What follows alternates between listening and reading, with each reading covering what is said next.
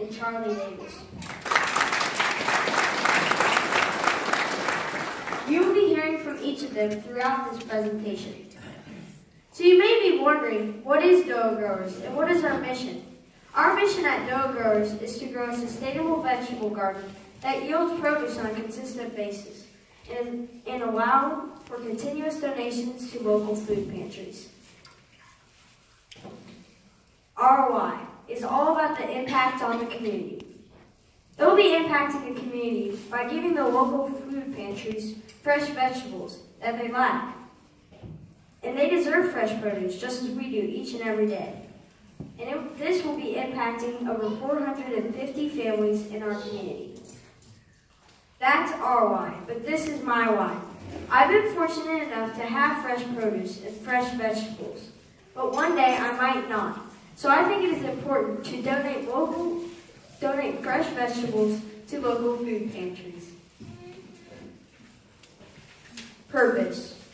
Our purpose and what will students get out of this? It will empower students through leadership opportunities, such as this presentation tonight, meetings or officers, hands-on learning experiences, such as donating to the local food pantries, or having local farmers come in and meet with us, or having local meetings. And community service, by giving fresh vegetables hands-on learning experiences, such as making different growing systems, or planting and watering different vegetables.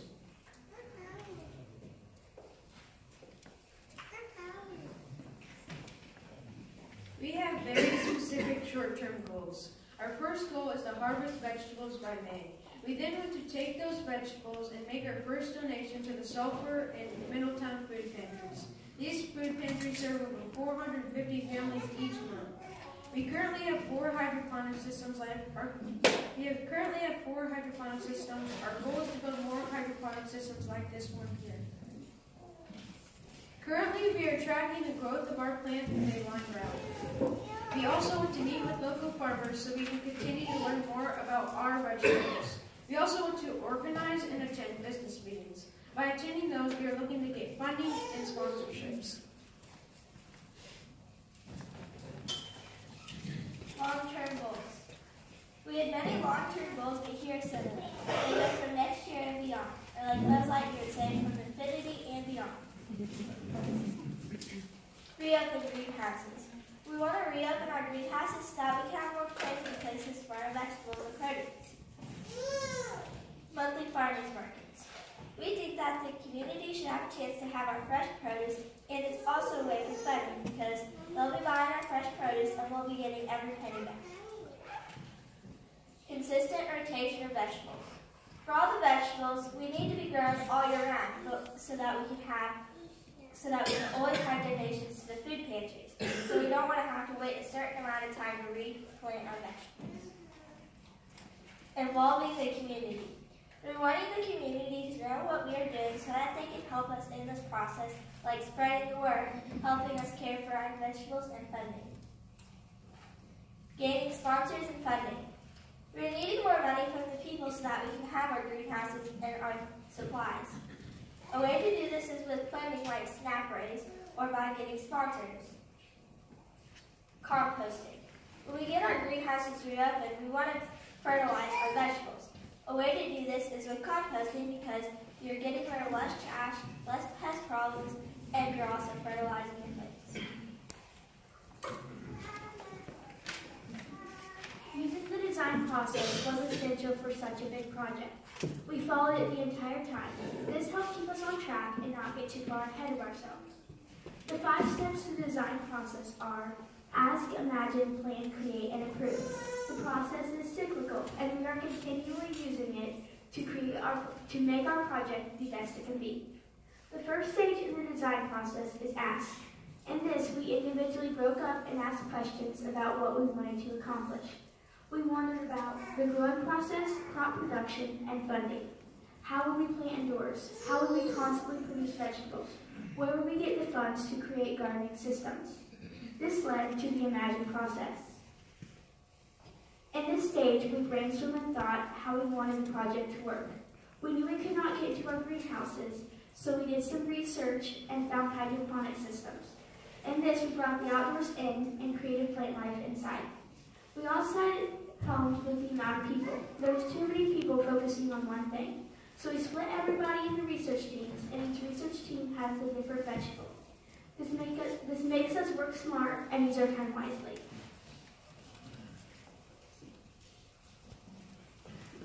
The next step to the design process is plan. We knew we couldn't get into the greenhouses, so we had to find a way to plan. We created a watering schedule and chose which windows would provide the best light for greenhouses. Our group decided to plant in fertilized soil, non-soil pots, and plant sponges. We planned to plant vegetables and herbs. Our group planted tomatoes, lettuce, radishes, broccoli, carrots, and peppers. Also, we planned to plant basil and dill. The next step in the design process is create. In this stage, we built different systems like mini greenhouses to hold as many vegetables as possible. We also built 2 different types of hydroponic systems. In our different research teams, each group planted their vegetable and they became the expert of their vegetable. We tend to the plants by the times we need to water them and how much water we need to add. One of the hydroponic systems that we have brought in today uses tubular bottles and PVC pipe. The bottles are held on to the PVC pipe using zip ties. The cycle uses air to pump from the water reservoir at the bottom through the tube that goes to the top. From there, the water irrigates through each bottle, starting the cycle over again. We had a video about the second type of hydroponic system we created, but sadly we are having technical difficulties showing the video today.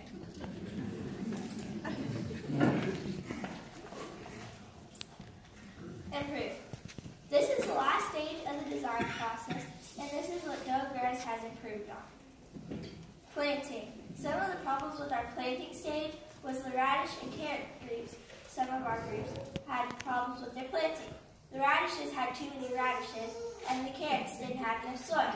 We fixed this problem by taking out some of our sprouted radishes and adding more soil to our carrots. Next is light sources. We realized we didn't have enough windows in the school for light sources for our many greenhouses and hydroponic systems.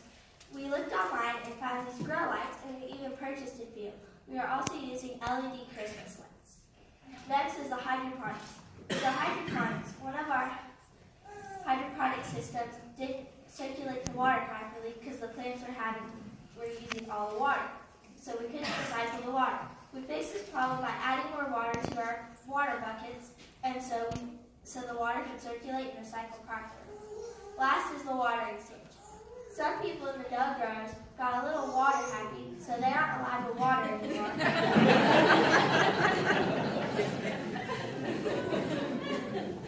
We also got rid of the puddles that our plants are sitting in. We have trays and buckets under our plants, in our pots, so that the water can drain. We've been getting rid of these puddles that they are sitting in so that they are sitting and drowning water.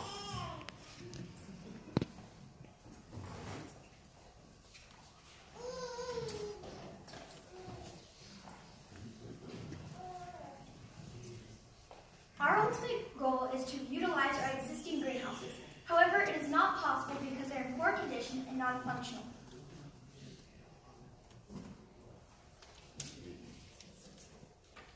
As you can see, the picture on this slide shows the inside view of the first bay of the greenhouse. As you can see, it is very run down, and the doors are being held shut with a single 2x4. And there are weeds and debris. And the watering system is disconnecting from the ceiling.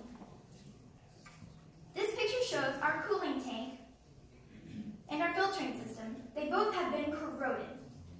This picture shows the poor condition of our plumbing, which also needs to be replaced.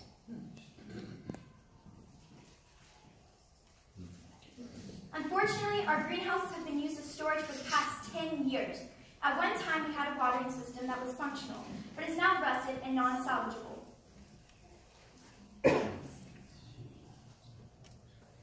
Seeing the greenhouses in this state was discouraging and honestly sad. We know that a working greenhouse could have an impact on our project as well as the community. At this point, we're determined and motivated to continue raising money to revitalize the greenhouses. We know without a doubt that this space it offers will help us impact families even beyond our own community.